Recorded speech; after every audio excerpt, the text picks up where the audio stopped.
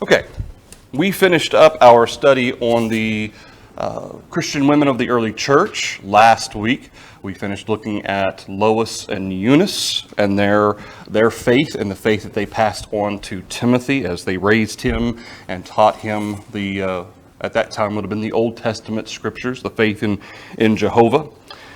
And we're moving on to Cain and Abel. And as we mentioned last week, the notes are on the back table. The notes are also in your emails. And just kind of a heads up, for the next study after Cain and Abel, we're going to do the apostles. So every one of the apostles, some of which we know a bit about, like Peter and Paul and so forth, but some of the others we don't know a whole lot about. But we're going to look at all the mentions of men like Bartholomew and so forth of the apostles. So we'll go through all, 14 of them total, all 14 apostles. No, well, you've got Judas, and then you've got Matthias, then you've got Paul, however many that is. Okay, so Genesis chapter 4 is where we're starting this evening. And this is kind of the main passage in the Old Testament that we're going to be looking at. Cain is mentioned really only once of any consequence here in the Old Testament, here in Genesis chapter 4. This is kind of the main place where Cain is mentioned. Abel as well, for the most part. It's just Genesis chapter 4 in terms of any type of characteristics or information about Abel. And for that matter, there's not a whole lot about Abel anyway. In the New Testament, there's a couple of mentions of both of them, which we're going to look at as well. But we're going to start with Cain. We see Cain in chapter 4 after chapter 3, where Adam and Eve are cast out of the garden. God places guardians at the entrances to the garden to make sure nobody can ever come back in, which I think is actually kind of important to note that we see here at the end of chapter 3, how God sent them out of the Garden of Eden to till the ground. Verse 24, he drove out the man. He placed cherubim at the east of the Garden of Eden, and a flaming sword was turned every way to guard the way to the tree of life, so that nobody can enter in to the Garden of Eden. And presumably that remained probably until the flood, at which time the garden presumably was destroyed. But we have here in chapter 4 the first mention of children. Now, I avoid saying that Cain is the firstborn only because he is the first one mentioned. It doesn't specifically say that he was the first one born, or for that matter, he may have been the first son. In fact, Eve says, I have acquired a man from the Lord. Surely she wouldn't have said that each time that she had a son, but she may have had daughters before Cain. But at the very least, as we go down into verse 16, Cain went out from the presence of the Lord, dwelt in the land of Nod in the east of Eden, and Cain knew his wife. She conceived and bore Enoch. Where did Cain get his wife?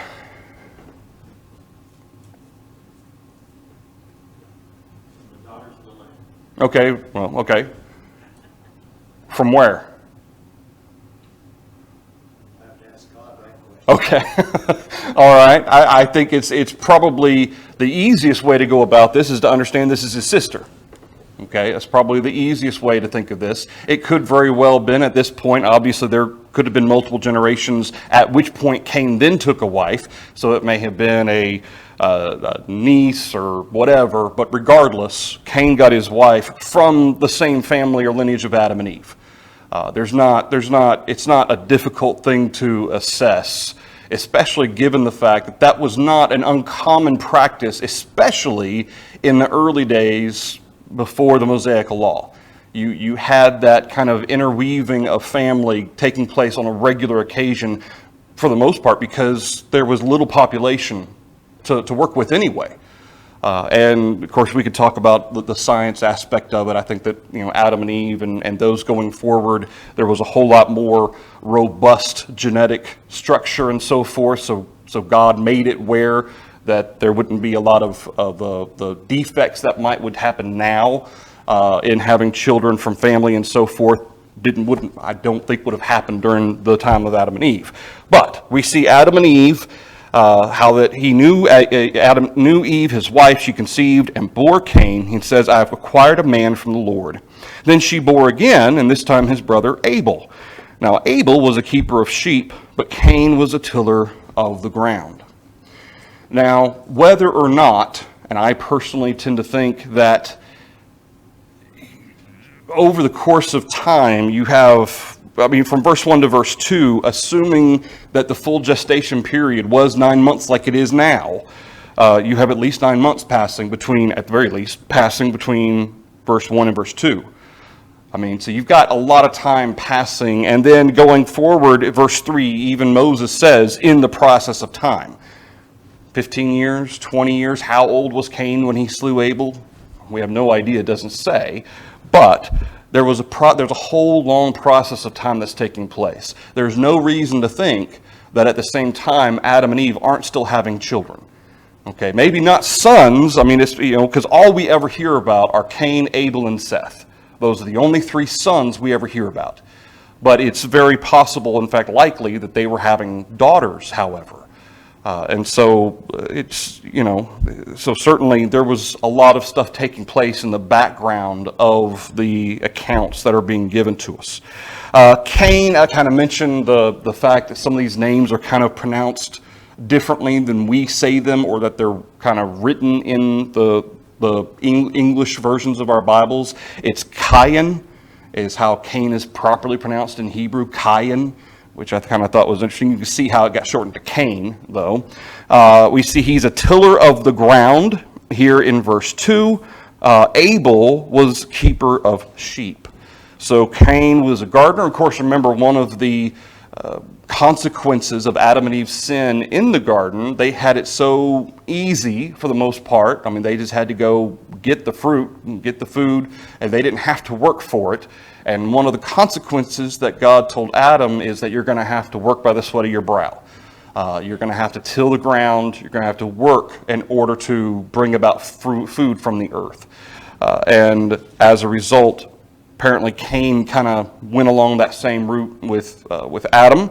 And then Abel, being a keeper of sheep, also shows the domestication of animals and using them for who knows what all, but at the very least you would think, certainly you've got wool you get from sheep, you've got meat you get from sheep, obviously you've got sacrifices that Abel's going to offer from sheep as well.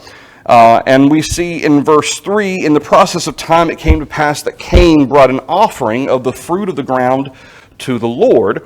Abel also brought of the firstborn of his flock and of their fat. And the Lord respected Abel and his offering, but he did not respect Cain and his offering.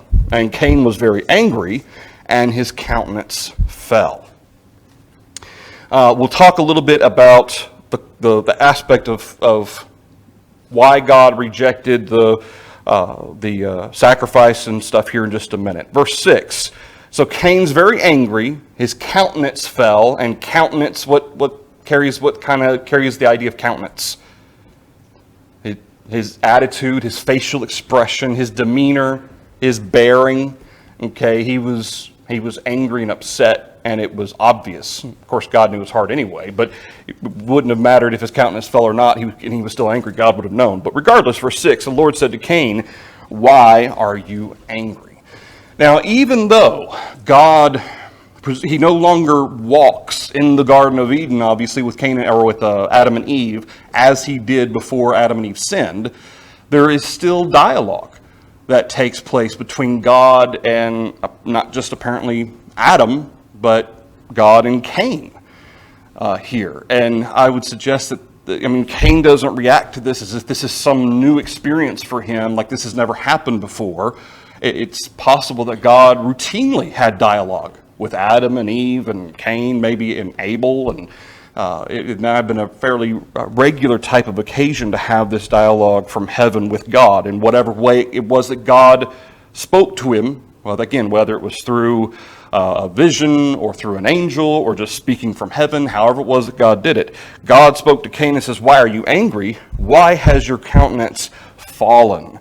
And in verse 8, Cain talked with Abel his brother. And it came to pass when they were in the field that Cain rose up against Abel his brother and killed him. I think it's interesting in verse 8 that Cain talked with Abel. Apparently nothing came of it, and it doesn't say what that dialogue included. He talked with Abel about what? About his sacrifice, about why did God reject mine? I don't know. But whatever it was did not help Cain kind of come to grips with his anger or with the situation. Because when they were in the field, presumably they were both doing their thing. Cain was tilling the ground and Abel was doing whatever, taking care of the sheep. And Cain rose up against Abel and killed him. And then in verse 9, the Lord said to Cain, presumably after a little bit of time, presumably it wasn't immediately, based on the conversation here, the Lord said to Cain, "Where is Abel, your brother?" Does God know where Abel is? Yeah, okay. But he's asking Cain. Let's see if Cain's going to admit what he's done. Does Cain admit it? What does he do? He lies. He says, "I don't know. Am I my brother's keeper?" This is kind of an interesting phrase because this is kind of taking on a kind of an application all its own regarding brethren in Christ, that we take care of one another. Certainly that's not necessarily what Cain has in mind, but the idea is, why are you asking me? I'm not in charge of Abel. I'm not my brother's keeper. I'm not tracking him everywhere he goes. Which, depending on how Cain is saying this, how might this come across, or how might you take that? Somebody asks you, "Hey, where's so-and-so? Am I that person's keeper?" How would you take that? Almost, and again, maybe there's a difference in the way Cain is saying this in terms of the language at the time or whatever, but it almost sounds disrespectful. Okay, it's not just, "Lord, I don't know where you." Of course, that still would have been a lie, and of course, lying to God was disrespectful in of itself. But Cain adds to the fact of lying, "I don't know." He says, "Why are you asking me? Am I supposed to be keeping track of my brother?" The insinuation is, "I'm not my brother's keeper. Nobody's put me in charge of Abel. Why are you asking me where he is at?" If someone asks you where someone is, then they probably think you know where they are. Or at least you should know where they are. Or they won't be asking. No, they wouldn't be asking. Yeah, you probably should have an idea of where they are. Yeah, Seth. I think you're right. I think, there is a lot of, it seems like the disrespect he has is for God. And I think we see earlier that he has a lot of anger towards God. He takes it out on his brother, but he's really angry at God for setting up a system where he could fail and where he could, his brother could be better than him. And, it's the same thing, God asked him, "Why are you angry?" If I do a bad job at work and my coworker does a good job, and he gets praised for it, and my boss would ask me, "Well, why are you angry? You did it. It was your choice the whole time." And I think that's what Cain is he's angry about all of it. Absolutely.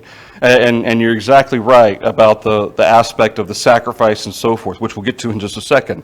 In verse 10, he said, "What have you done? The voice of your brother's blood cries out to me from the ground. So now you are cursed from the earth, which has opened its mouth to receive your brother's blood from your hand." So we see how that Cain kills Abel after God rejects his sacrifice, but he accepted Abel's sacrifice. Now, going to what Seth's point here is, let's look at our questions real quick. What does the fact that Cain and Abel offered sacrifices to the Lord in and of itself imply? There was obviously some system was put in place by which they were to worship God and offer sacrifices. Now, at least a part of whether or not what they've been given is actually the patriarchal law, which would continue all the way up to Moses, that's been debated. But at the very least, We know we've got whatever law Adam and Eve and Cain and Abel were given. We've got the patriarchal law. We've got the Mosaical law. We've got the law of Christ. Is there a single law in which sacrifices in some form are not given? In any one of those laws, is there any example of those laws where sacrifices aren't made to God? Under the law of Christ, do we still offer sacrifices to the Lord? We offer ourselves as a living sacrifice, Romans 12, verses 1 and 2. We offer the sacrifice, the praise of our lips, according to the Hebrew writer in Hebrews chapter 13. There's numerous occasions our worship to God is a sacrifice to Him. Our praise, our honor to Him, that's a sacrifice. It's not the physical flesh of animals, or in Cain's case, the offering of the fruit of the ground. It's spiritual offerings. And to a certain extent, there is physical in the sense that we offer ourselves a living sacrifice in the flesh. But in every single law that God has ever given man, there's always sacrifices included. So there's absolutely no reason to think that Cain and Abel came up with this on their own. Okay? I think that's very important to note. I know some people debate, well, they just decided to offer sacrifices to the Lord. If they just decided to do that and there was no standard for those sacrifices, then why would God reject Cain's if there's no standard that God had demanded from those sacrifices for them to meet? I don't see how that would fit. It makes much more sense, especially given the fact that now that Adam and Eve have sinned, there has to be some allowance because of their sin to cover those sins, right? The sins under the old law, the sacrifices that were made, the Day of Atonement, those were all meant to cover the sins, to appease the demand for punishment for sin for each year the Day of Atonement took place. Until ultimately, what would happen? Christ would come, His blood would be shed, and the Hebrew writer says that that blood would take care of the sins and remove the sins of the faithful under the previous law, the Mosaical law. Now, that would be also true under the patriarchal law, because forgiveness of sins wasn't available under the patriarchal law. And certainly in the time of Adam and Eve, if this is a different law, there still isn't forgiveness, true remission, put it this way, for remission of sins. There is the covering of sin. And so obviously something had to be put in place, a law, so that, and I don't think Adam and Eve were any way exempt from this. Okay, right now we have the example of Cain and Abel offering sacrifice. But do you think Adam and Eve were exempt? No, I think it was just Cain and Abel's time to offer sacrifice, however that worked. And this is what's being shown. Seth? There might be something to that, though, about Adam and Eve. We see that after they found out that they were naked, that they sewed fig leaves to make a covering for themselves. It's the same word as is used for atonement. Yep. And then apparently God doesn't deem it as a good enough covering. So He gives them a covering of animal skins. And of course, God can make animal skins out of thin air. But I think one of the applications to that is that something had to be sacrificed to cover them up. Yeah. Both physically and then also spiritually. Yeah. Yeah, good point. Yeah. All right, so I think that the fact that they're offering sacrifices shows that there is a law, that man has always had law. Man has never been without law or guidance from God in what they should do. And that's a very important point to make. Somebody had a hand up somewhere? Doug? If I remember the word right, I think God was upset with the person and the sacrifice. If I read that right. Where at? When it said Cain. Oh, about Cain's sacrifice? Cain Okay. and his sacrifice. Yeah. So I see Cain having an attitude. Because we see the description of Abel's sacrifice is his firstborn, the best, and his firstborn, the very first one he had, you could very easily say, well, that's mine, because that's the very first one, or that's important to me to give God the best I can give him. which would be the firstborn or the oldest or whatever, the best. The best. But he also coupled with that, he was upset with Cain and his father. Yeah. Cain and his offspring. Yep. Yeah. That's a great point to make because, It's, we see in the Old Testament where they had to give the sacrifices spotless, no blemishes, not the one that's dying, almost dead already, that had no value. Everything it showed in the Old Testament sacrifices was the best they had. It cost them something. yeah, So a sacrifice that didn't cost you anything. it's not a sacrifice. That's why they were upset that time they killed all of the people except the king Yep. and all the animals. And the prophet says, what do I hear? They said, oh, we could have used these for sacrifices. It's not a sacrifice that don't cost you anything. Yeah. Yeah. That's a great point. And the fact that, does God prefer you to offer sacrifices or listen to him and do what he says? Which one do you think God cares more about? Hebrews chapter 11, because this fits right in with what Doug is observing regarding the issue here regarding Cain's sacrifice. Hebrews chapter 11 and verse 4, Abel is obviously mentioned here in the chapter of faith. By faith, Abel offered to God a more excellent sacrifice than Cain.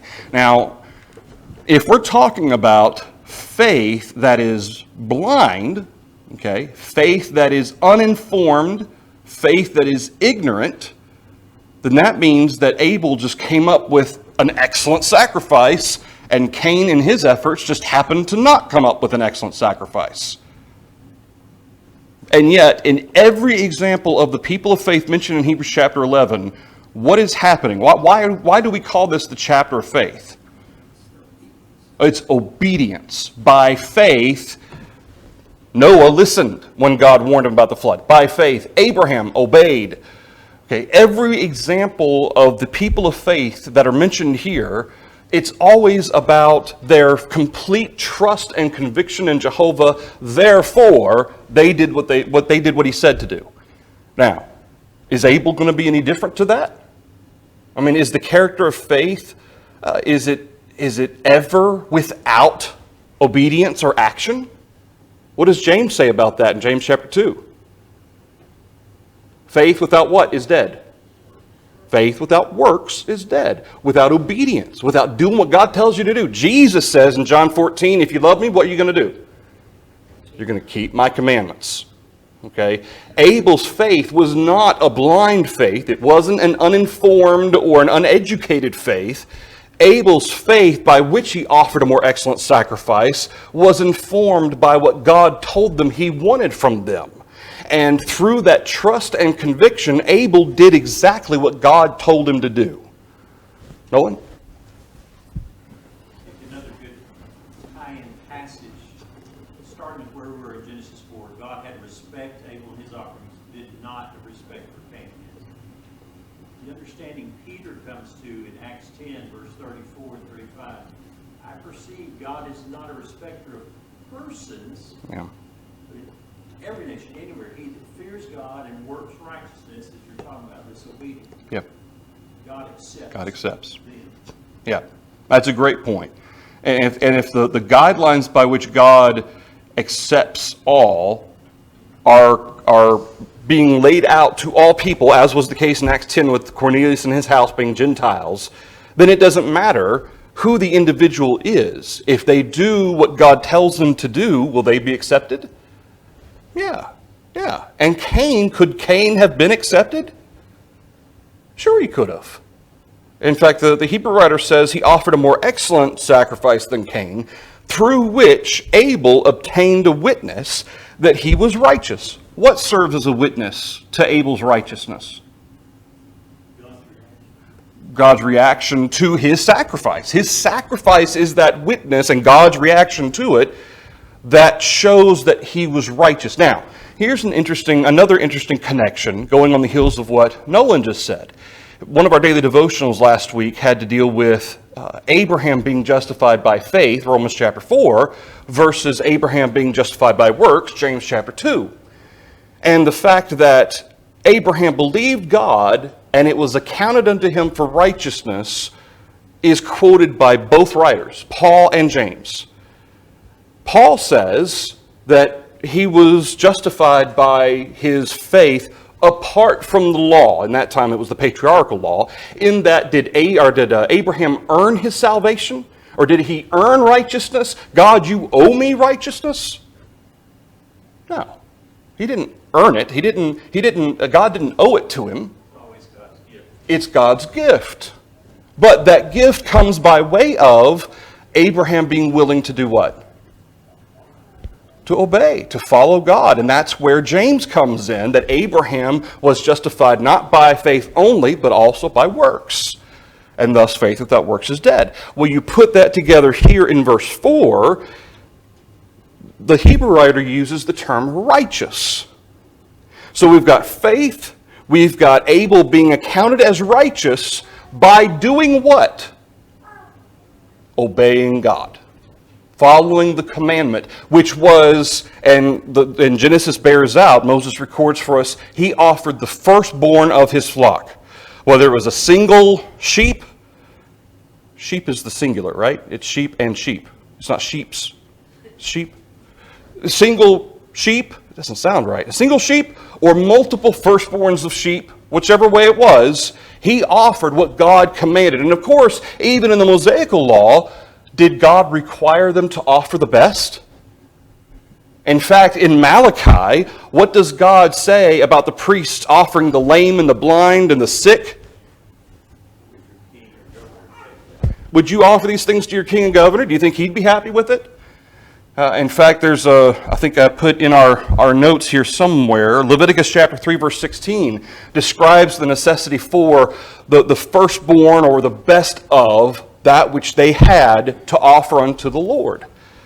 And so you see verse 4, it's an excellent example of showing that it wasn't belief only by which Abel was accounted righteous, and it certainly was not an uninformed or uneducated or a blind faith, because Abel knew, he was told what to offer.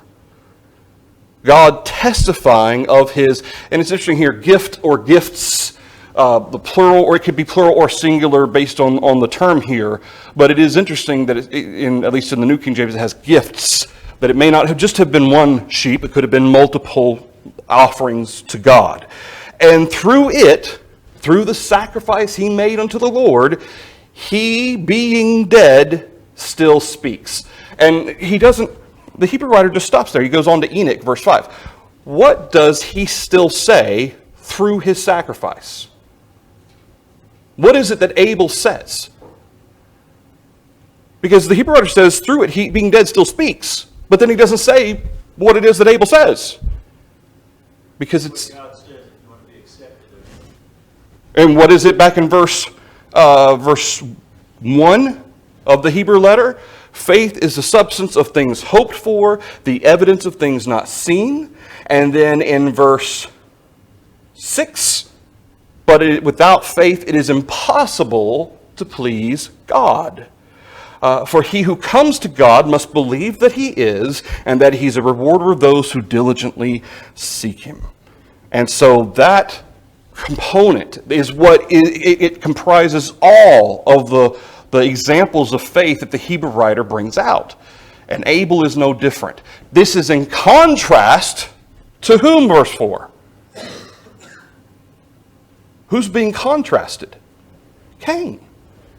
Okay, you have this huge difference of example, this huge contrast between what Abel by faith was willing to do, which suggests that Cain did not have what?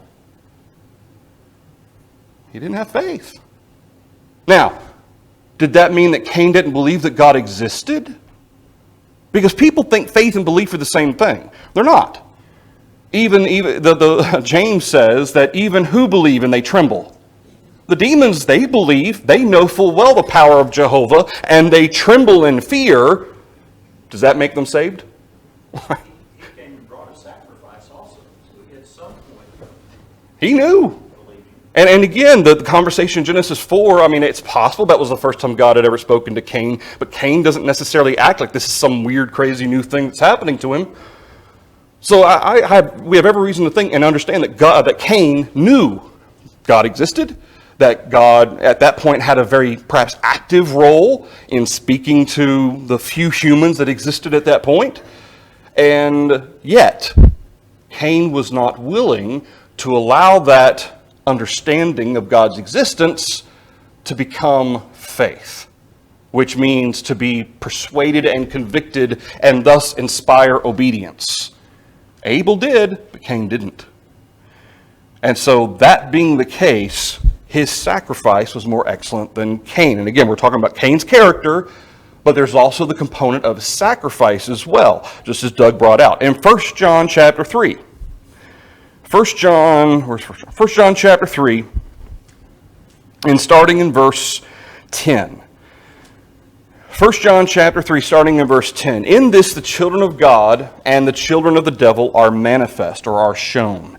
Whoever does not practice righteousness is not of God, nor is he who does not love his brother. I think it's important that John, first of all, is there any gray area here? Is there a third category of people who are on the fence? You're either what or what? You're either a child of God or you're a child of the devil. Okay, John says there's no middle ground here. And then he says, whoever does not practice righteousness, as opposed to, can you practice belief? Like, can you actually practice just believing in something?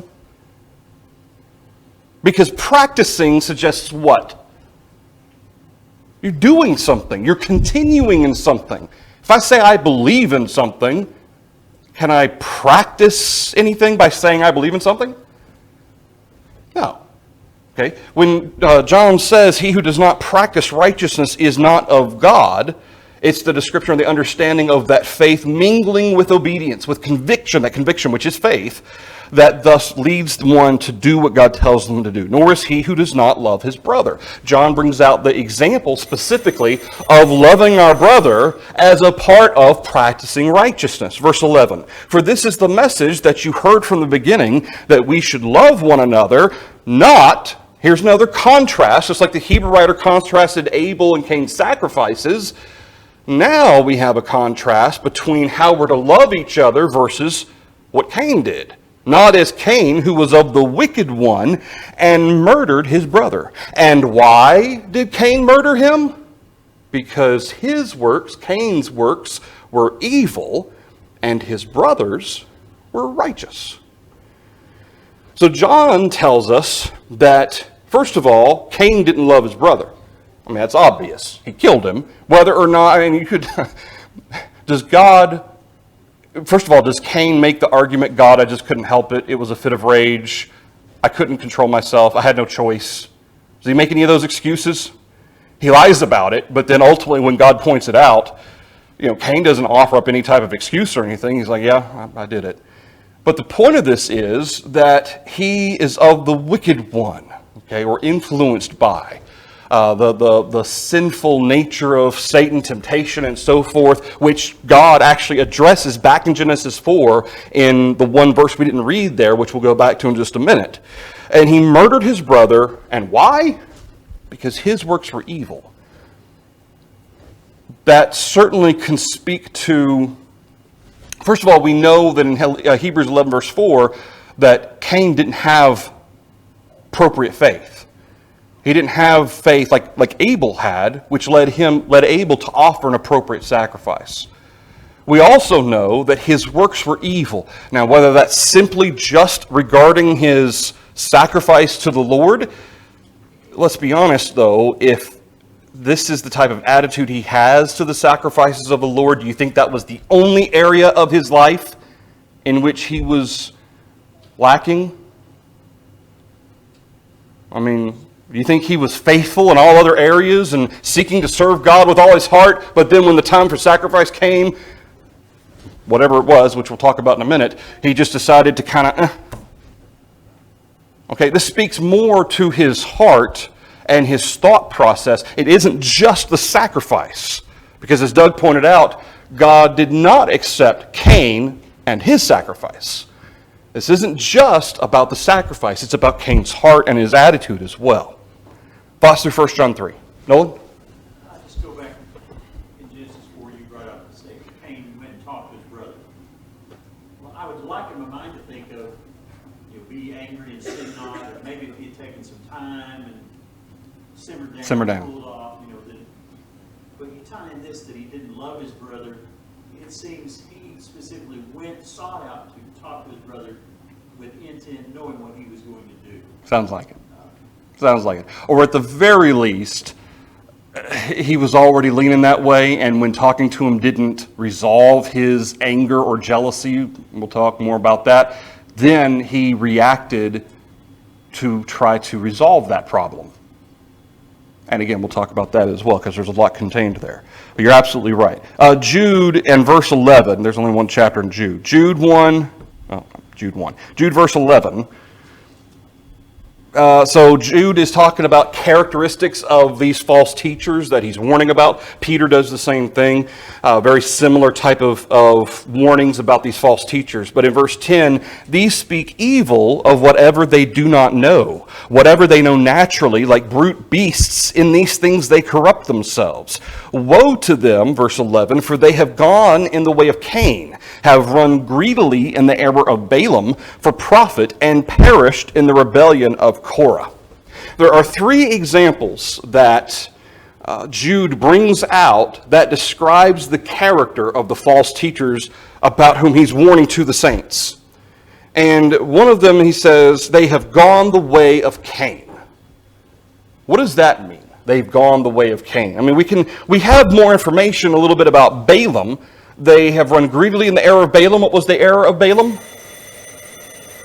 What did he teach the children of Israel to do?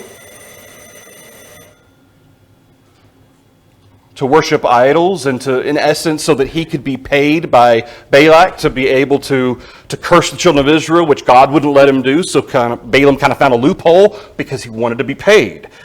He perished in the rebellion they perished in the rebellion of Korah, and their jealousy towards Aaron and Moses. They were kind of power hungry, and God destroyed them. The earth opened up and swallowed them whole. So what was it about Cain? What is it that he's describing regarding the characteristics of these false teachers when he says they ran in the way, or have gone in the way of Cain? Think about that over the course of this next week. We will pick up here and hopefully finish Cain and Abel next Wednesday. Thank you, everybody.